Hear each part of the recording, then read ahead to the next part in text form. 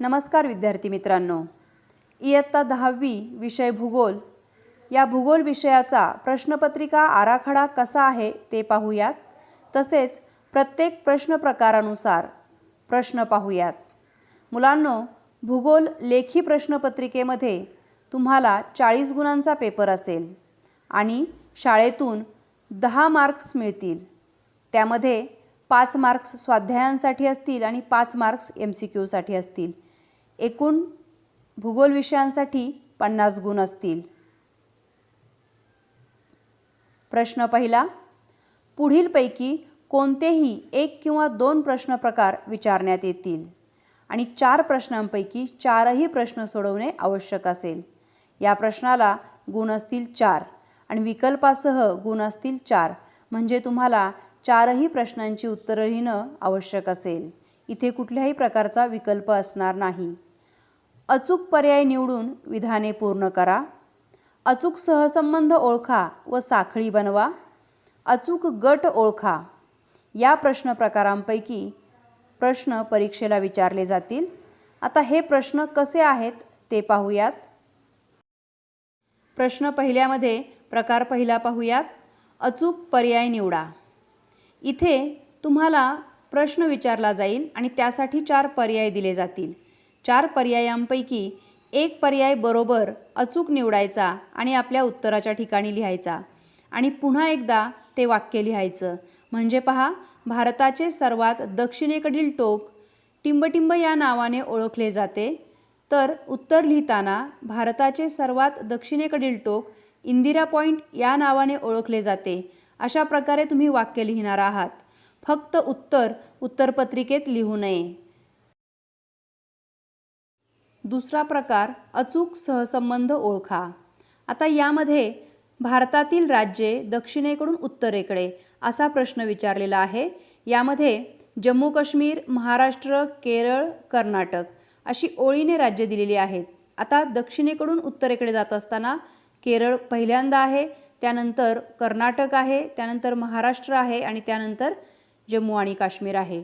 मग तुम्ही उत्तरपत्रिकेमध्ये उत्तर लिहिताना भारतातील राज्ये दक्षिणेकडून उत्तरेकडे असं लिहून त्याच्यापुढे केरळ, कर्नाटक, महाराष्ट्र आणि जम्मू काश्मीर असं उत्तर लिहायचं आहे। अशाच पद्धतीने बाकीच्या प्रश्नांची सुद्धा उत्तरं लिहायची आहेत। तिसरा प्रकार, अचूक गट ओळखा। याच्यामध्ये प्रश्न पहा, भारतातील राज्ये महाराष्ट्र, गुजरात, अमापा, मणिपूर, केरळ, अलाग्वास आणि तिसरं मध्य प्रदेश, सिक्कीम आणि तेलंगणा। भारतातील राज्य तुम्हाला विचारलेली आहेत, म्हणजे त्याच्यामध्ये ब्राझीलमधील कुठलंही राज्य नको। पहिल्या अ मध्ये महाराष्ट्र, गुजरात, अमापा, याच्यामध्ये अमापा हे ब्राझीलमधील राज्य आहे। दुसऱ्यामध्ये मणिपूर, केरळ, अलाग्वास, यामध्ये अलाग्वास हे ब्राझीलमधील राज्य आहे। तिसऱ्यामध्ये मध्य प्रदेश, सिक्कीम, तेलंगणा ही 3ही राज्य भारतामधील आहेत। म्हणजे अचूक पर्याय क आकडा मध्य प्रदेश, सिक्कीम, तेलंगणा। आता तुम्ही उत्तर लिहिताना भारतातील राज्ये मध्य प्रदेश, सिक्कीम, तेलंगणा असं लिहायचं आहे। क आकडा नुसता लिहायचा नाही, तर ते पूर्ण उत्तर गृहीत धरलं जाईल। प्रश्न दुसरा, पुढीलपैकी कोणतेही एक किंवा 2 प्रश्न प्रकार विचारण्यात येतील। 4 प्रश्नांपैकी 4ही प्रश्न सोडवणं आवश्यक असेल। या प्रश्नाला गुण आहेत 4 आणि विकल्पासह गुण आहेत 4, म्हणजे तुम्हाला फक्त 4च प्रश्न विचारले जातील। त्याला कुठलाही पर्यायी प्रश्न असणार नाही। या प्रश्न प्रकारामध्ये योग्य जोड्या जुळवा, वेगळा घटक ओळखा, विधानांचा योग्य क्रम लावा, साखळी पूर्ण करा, चुकीची जोडी ओळखा यांपैकी प्रश्न विचारले जातील। आता या प्रश्नांची सविस्तर माहिती पाहूयात। प्रश्न 2 मध्ये जे प्रश्न प्रकार विचारले जातील त्यापैकी पहिला प्रकार, योग्य जोड्या जुळवा। इथे तुम्हाला अ गट दिलेला आहे आणि इथे ब गट दिलेला आहे। अ गटामधील जे आकडे आहेत ते ओळीने एकाखाली एक लिहायचे आणि ब गटामधील त्याच्यासाठी योग्य असणारी उत्तरं त्याच्या समोर लिहायचं। उदाहरणार्थ, सदाहरित वनांचं जे काही उत्तर असेल ते त्याच्यासमोर येईल। पानझडी वने त्याचं जे उत्तर असेल ते त्याच्यासमोर येईल. समुद्राकाठची वने याचं उत्तर असेल ते त्याच्यासमोर येईल. मी हे सांगतेय याचं कारण उत्तरपत्रिका तपासत असताना आमच्या असं लक्षात येतं, मुलं अशा अशा अशा जोड्या लावतात. या पद्धतीने जोड्या लावू नयेत. किंवा इथे क लिहितील, इथे ब लिहितील, इथे ड लिहितील, अशा पद्धतीने जोड्या लावतात. मुलांनो, अशा पद्धतीने कधीही जोड्या लावायच्या नाहीत. अ गट लिहून अ गटासमोर ब गटातील जी योग्य उत्तरे आहेत ती प्रत्येक प्रश्नासमोर लिहावीत. पुढील प्रश्न पाहूयात. प्रश्न दुसऱ्यामधला पुढचा प्रकार, वेगळा घटक ओळखा. आता भारताशेजारील देश हा प्रश्न आहे. याच्यामध्ये तुम्हाला 4 पर्याय दिलेले आहेत: नेपाळ, भूतान, पाकिस्तान, सुरिनाम. आता भारताशेजारी कोण कोण आहे? नेपाळ आहे, भूतान आहे, पाकिस्तान आहे. सुरिनाम कुठे आहे? हा ब्राझीलच्या शेजारी असणारा देश आहे. भारतातील 3 राज्य आहेत आणि एक ब्राझीलमधील दिलेला आहे, म्हणजे वेगळा घटक सुरिनाम आहे. त्यामुळे उत्तर तुमचं सुरिनाम असं येईल. पुढील प्रश्न प्रकार, विधानांचा योग्य क्रम लावा. गंगा नदीच्या खोऱ्यातील लोकसंख्या वितरण हा तुम्हाला प्रश्न दिलेला आहे आणि खाली 3 पर्याय दिलेले आहेत. ते उलटसुलट क्रमाने आहेत. त्याचा योग्य क्रम लावायचा आहे. हे 3 पर्याय जे दिलेले आहेत त्यांचा आपल्याला योग्य क्रम लावायचा आहे. आता गंगा नदीच्या खोऱ्याचा सुपीक प्रदेश आहे, त्याच्यामुळे इथे शेती व इतर उद्योग विकसित झालेले आहेत, हा दुसरा येईल. आणि तिसरा, गंगा नदीच्या खोऱ्यात लोकसंख्या त्याच्यामुळे दाट आहे. याप्रमाणे उत्तराचा क्रम असेल. मग तुम्ही उत्तर लिहित असताना गंगा नदीच्या खोऱ्यातील लोकसंख्या वितरण असं लिहून त्याच्याखाली बरोबर उत्तरे क्रमाने लिहायची. म्हणजे पहिल्यांदा येईल गंगा नदीच्या खोऱ्याचा सुपीक प्रदेश आहे, दुसरा गंगा नदीच्या खोऱ्यात शेती व इतर उद्योग विकसित झालेले आहेत, आणि तिसरा गंगा नदीच्या खोऱ्यात लोकसंख्या दाट आहे. अशा पद्धतीने पुढील प्रश्न सोडवा. दुसऱ्यातील पुढचा प्रश्न प्रकार, साखळी पूर्ण करा. यासाठी 3 गट दिलेले आहेत: अ गट, ब गट, क गट. आता इथे तुम्हाला अ गटामध्ये 4 प्रश्न दिलेले आहेत, ब गटामध्ये 4 दिलेले आहेत आणि क गटामध्ये 4 दिलेले आहेत.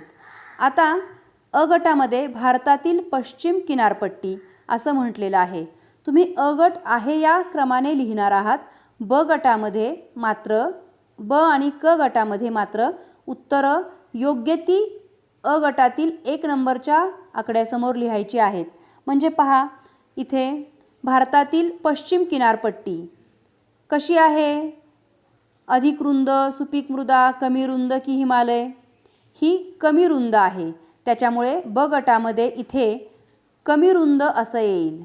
त्यानंतर याच्या क गटामधील पर्याय पहा, अर्वाचीन वली पर्वत, मुखांशी त्रिभुज प्रदेश, शेती व्यवसायाची भरभराट आणि मुखांशी खाड्या. काय उत्तर येईल इथे? पश्चिम किनारपट्टीवर मुखांशी खाड्या तयार झालेल्या आहेत. म्हणजे तुमची साखळी पूर्ण करत असताना अ गटामध्ये हे आहे असं लिहायचं, ब गटामध्ये याच्यासमोर याचं योग्य उत्तर की जे कमी रुंद आहे ते आपण इथे घेतलेलं आहे, आणि मुखांशी खाड्या तयार झालेल्या आहेत ते इथे लिहिणार आहोत. अगदी तसंच पुढील प्रश्न प्रकारसुद्धा सोडवायचे आहेत. इथे कुठेही अशा अशा रेषा मारायच्या नाहीत. उत्तरे प्रत्येक प्रश्नाचं उत्तर लिहित असताना त्याच्यासमोर त्याचं योग्य उत्तर ब आणि क गटातील अनुक्रमे लिहायचं आहे. पुढील प्रश्न प्रकार, चुकीची जोडी ओळखा. यामध्ये प्रत्येक प्रश्नात 4 जोड्या दिलेल्या असतील. त्यापैकी 3 जोड्या बरोबर असतील आणि 1 जोडी चुकीची असेल. आपल्याला चुकीची जोडी शोधायची आहे, ओळखायची आहे आणि उत्तरपत्रिकेमध्ये चुकीची जोडी लिहायची आहे. उर्वरित 3 ज्या बरोबर जोड्या आहेत त्या लिहिण्याची आवश्यकता नाही. आपण पहिला प्रश्न पाहूयात. या अ मध्ये भारतात उत्तर भागात हिमाचल प्रदेश बरोबर आहे, भारतातील पश्चिम भागात राजस्थान बरोबर आहे, भारतातील पूर्व भागात महाराष्ट्र हे चूक आहे, आणि भारतातील दक्षिण भागात केरळ हे सुद्धा बरोबर आहे. भारतातील पूर्व भागात महाराष्ट्र नसून महाराष्ट्र पश्चिम भागात आहे? बऱ्याचदा असाही प्रश्न विचारला जाऊ शकतो, चुकीची जोडी ओळखा आणि दुरुस्त करून लिहा. जर तुम्हाला असं विचारलं तरच जोडी दुरुस्त करून लिहा, अन्यथा लिहिण्याची गरज नाही. तुमचं उत्तर असेल भारतातील पूर्व भागात महाराष्ट्र. प्रश्न तिसरा, पुढीलपैकी कोणताही एक प्रश्न प्रकार विचारण्यात येईल.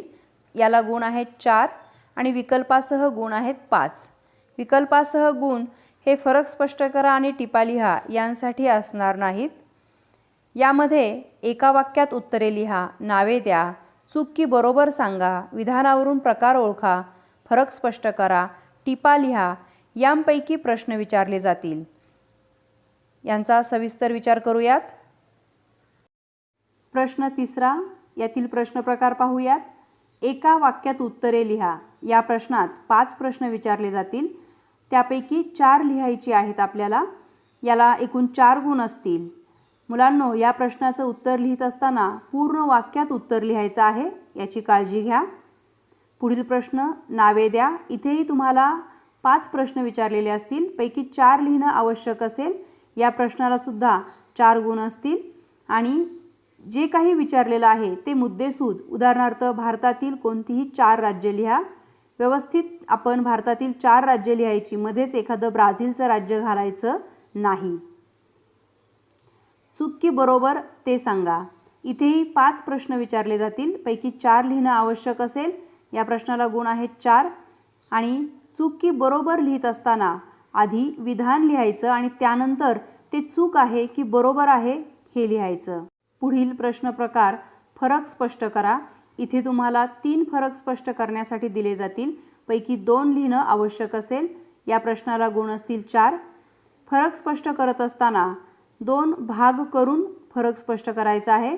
उदाहरणार्थ, भारताचे स्थान आणि ब्राझीलचे स्थान असे 2 भाग करायचे आणि प्रत्येकाचे मुद्दे लिहायचे. प्रत्येक मुद्द्याला अर्धा गुण असेल, असे एकूण 2 गुण मिळतील. पुढील प्रश्न प्रकार, टिपा लिहा. इथेही तुम्हाला 3 टिपा दिल्या जातील, पैकी 2 लिहिणं आवश्यक असेल. गुण आहेत एकूण 4. प्रत्येक मुद्द्याला अर्धा गुण असतो, त्यामुळे मुद्देसूद उत्तर लिहायचं, याची मात्र सर्वांनी काळजी घ्यायची. प्रश्न क्रमांक 4, अ, नकाशा आराखड्यात माहिती भरा व सूची तयार करा. याला गुण आहेत 4, विकल्पासह गुण आहेत 6. इथे तुम्हाला 4 प्रश्न लिहायचे आहेत, एकूण 6 विचारले जातील. आ मध्ये नकाशा वाचन करून पुढील प्रश्नांची उत्तरे लिहा. 5 प्रश्नांपैकी कोणतेही 4 प्रश्न सोडवणे आवश्यक असेल. गुण आहेत 4, विकल्पासह गुण असतील 5. याचा सविस्तर विचार आपण करूयात. मुलांनो, या प्रश्नासाठी मी तुम्हाला वर्षाच्या सुरुवातीलाच मार्गदर्शन असं करेन की तुम्ही आत्तापासून नकाशांचा भरपूर सराव करा. जेव्हा तुम्ही नकाशांचा सराव कराल तेव्हा तुम्हाला निश्चितच नकाशा आराखड्यामध्ये ती ठिकाणं दाखवता येतील. तसेच नकाशा वाचन करून त्या प्रश्नांची उत्तरं लिहिणंही जमतील आणि एकूण अ मधील 4 गुण आणि आ मधील 4 गुण असे प्रश्न 4 मधील 8 गुण तुम्हाला निश्चितच मिळतील. इथे मी तुम्हाला भारताच्या नकाशात काही ठिकाणं भरून दाखवलेली आहेत, त्याचबरोबर सूचीही तयार करून दाखवलेली आहे. मुलांनो, कुठलाही नकाशा भरत असताना सूची भरणं अतिशय आवश्यक असतं. सूची नसेल तर तुम्हाला मार्क्स कमी मिळतील. ही बाब अवश्य ध्यानात ठेवायची आहे. सूचीमध्ये जी खूण त्या संबंधित घटकासाठी केलेली आहे तीच खूण नकाशामध्ये करायची आहे. उदाहरणार्थ पहा, इथे थरचं वाळवंट दाखवलेलं आहे.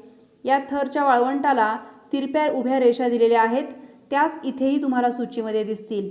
पंजाब हरियाणा मैदान दाखवलेलं आहे, त्याला चौकोन केलेले आहेत, तेच सूचीमध्ये सुद्धा दिसतील आणि त्या पद्धतीनेच नकाशा भरायचा आहे, म्हणजे तुम्हाला संपूर्ण 4 पैकी 4 मार्क्स मिळून जातील. इथे तुम्हाला 6 घटक दाखवण्यासाठी विचारले जातील, पैकी 4 घटक तुम्हाला नकाशामध्ये भरायचे आहेत. पण मुलांनो, एखादा घटक चुकू शकतो, म्हणून तुम्ही 6च्या 6 घटक नकाशामध्ये दाखवायचे आहेत आणि सूचीमध्ये सुद्धा ते दाखवायचे आहेत. प्रश्न 4आ, नकाशा वाचन करून पुढील प्रश्नांची उत्तरे लिहा. इथे तुम्हाला 5 प्रश्न विचारले जातील, 4 प्रश्न लिहिणं आवश्यक असेल. एकूण गुण आहेत 4. मुलांनो, तुम्हाला नकाशा दिला जाईल, तो भारताचा असेल किंवा ब्राझीलचा असेल आणि त्याखाली त्या नकाशामध्ये पाहून प्रश्नांची उत्तरे लिहायची आहेत. उदाहरणार्थ इथे भारताचा नकाशा आहे, तर भारताच्या पश्चिमेला कोणता देश आहे असा प्रश्न असेल तर आपण भारताची पश्चिम बाजू पाहायची आणि तिथे कोणता देश दिसतोय त्याचं नाव लिहायचं. त्यानंतर भारताच्या पूर्वेस कोणता उपसागर आहे, भारताच्या पूर्व दिशेला जायचं आणि तिथे पाहून त्याचं उत्तर लिहायचं. दक्षिणेला कुठला देश आहे किंवा आणखी देशाच्या आतमध्ये, भारताच्या नकाशाच्या आतमध्ये सुद्धा जे काही प्रश्न असतील ते विचारले जातील, त्याप्रमाणे त्यांची उत्तरं लिहायची आहेत. मुलांनो, प्रश्न 5वा पाहूयात. प्रश्न 5वा, भौगोलिक कारणे लिहा. इथे तुम्हाला 4 प्रश्न विचारले जातील, पैकी 2 प्रश्नांची उत्तरं लिहिणं आवश्यक असेल. याला गुण आहेत 6, म्हणजे प्रत्येक प्रश्नाला गुण आहेत 3 आणि विकल्पासह गुण आहेत 12. या प्रश्नामध्ये एकूण 4 कारणं विचारलेली दिसत आहेत, पैकी 2 कारणं लिहायची आहेत. प्रत्येक कारणासाठी 3 गुण असतील, असे एकूण 6 गुण असतील या प्रश्नासाठी. मुलांनो, या प्रश्नांची उत्तरं लिहित असताना मुद्देसूद लिहायचे आहेत. एका प्रश्नाच्या उत्तरासाठी किमान 6 मुद्दे यायला हवेत याचं भान ठेवायचं आहे. प्रत्येक मुद्द्यासाठी अर्धा गुण असेल. काही वेळा 6 मुद्दे नसतात त्या उत्तरासाठी, तेव्हा 3 मुद्दे तरी असणं आवश्यक आहे, हेही लक्षात घ्या. त्यानंतर पुढील प्रश्न 6वा, खालील सांख्यिकीय माहितीच्या आधारे रेषालेख तयार करा व खालील प्रश्नांची उत्तरे लिहा. याच्यामध्ये तुम्हाला सांख्यिकीय माहिती देण्यात आलेली आहे. त्या माहितीचा आधार घेऊन, इथे माहिती दिसतीये सर्वांना, या माहितीचा आधार घेऊन रेषालेख तयार करायचा आहे. त्या रेषालेखाला 3 गुण असतील. आता पहा, रेषालेख तयार करत असताना वर आलेखाच्या कागदावर वर उजव्या कोपऱ्यामध्ये प्रमाण लिहिणं आवश्यक आहे. एक्स अक्ष, वाय अक्ष, त्या ठिकाणी एक्स अक्ष काय सांगतो, वाय अक्ष काय सांगतो हे नोंदवणं आवश्यक आहे आणि अतिशय अचूक असा आलेख काढणं आवश्यक आहे. अशा प्रकारे मार्कांचं डिस्ट्रीब्युशन झालेलं असतं आणि त्यानुसार तुम्हाला मार्क्स मिळत असतात. आता त्याचबरोबर इथे खाली त्या सांख्यिकीय माहितीच्या आधारावर प्रश्न दिलेले आहेत, ते 3 मार्कांना प्रश्न असतील. मुलांनो, हे 3 प्रश्न सोडवणं आणि आलेख काढणं हे दोन्हीही आवश्यक असेल. जर तुम्ही फक्त आलेख काढला आणि हे प्रश्न सोडवले नाहीत तर तुम्हाला मार्क्स मिळणार नाहीत, किंवा फक्त प्रश्न सोडवले आणि आलेख काढला नाही तरीही तुम्हाला मार्क्स मिळणार नाहीत. पण तरीही आपल्याला जे येतंय ते आपण परीक्षेत करायला विसरायचं नाही. प्रश्न अ ला आ विकल्प असेल, म्हणजे तुम्ही प्रश्न अ किंवा आ दोन्हीपैकी एक सोडवू शकता. खालील आलेखाचे वाचन करून त्याखालील प्रश्नांची उत्तरे लिहा. आता इथे एक आलेख दिलेला आहे आणि तो आलेख पाहायचा आणि त्याच्याखाली प्रश्न विचारलेले असतील. हा प्रश्न अ पेक्षाही आणखी सोपा असेल, हे लक्षात ठेवा आणि प्रत्येक प्रश्नाच्या उत्तरास 1 गुण असेल. आलेखाचं निरीक्षण करायचे, काळजीपूर्वक निरीक्षण करायचे आणि त्याखाली विचारलेल्या प्रश्नांना उत्तरं द्यायची आहेत. तुम्ही अ सोडवा किंवा आ सोडवा, तुम्हाला जो सोपा वाटेल प्रश्न तो सोडवायला हरकत नाही. प्रश्न क्रमांक 7. प्रश्न क्रमांक 7 मध्ये खालील प्रश्नांची सविस्तर उत्तरे लिहा असा प्रश्न असेल. यामध्ये कोणतेही 2 प्रश्न सोडवायचे आहेत. एकूण 8 गुण, प्रत्येक प्रश्नाच्या उत्तरास 4 गुण असतील. या प्रश्नाचं उत्तर लिहिताना सुद्धा मुद्देसूद उत्तर लिहायचं आहे. प्रत्येक मुद्द्यास अर्धा गुण असेल, असे प्रत्येक उत्तरास 4 गुण, याप्रमाणे 8 गुण मिळणार आहेत. मुलांनो, प्रश्नपत्रिका सोडवत असताना अतिशय व्यवस्थित काळजीपूर्वक प्रश्न वाचून प्रश्नपत्रिका सोडवायची आहे. घटकनिहाय गुणविभागणी नमुना पाहूयात. घटक, गुण आणि विकल्पासह गुण. क्षेत्रफेट प्रकरणासाठी गुण 4, विकल्पासह 5. स्थान विस्तारसाठी गुण 4, विकल्पासह 6. प्राकृतिक रचना व जलप्रणाली गुण 4, विकल्पासह 6. हवामान गुण 4, विकल्पासह 6. नैसर्गिक वनस्पती व प्राणी गुण 5, विकल्पासह 7. लोकसंख्या गुण 5, विकल्पासह 8. मानवी वस्ती गुण 5, विकल्पासह 8. अर्थव्यवस्था आणि व्यवसाय गुण 4, विकल्पासह 6. पर्यटन, वाहतूक आणि संदेशवहन गुण 5, विकल्पासह 8. एकूण 40 गुणांची प्रश्नपत्रिका असेल आणि विकल्पासह 60 गुणांची प्रश्नपत्रिका असेल.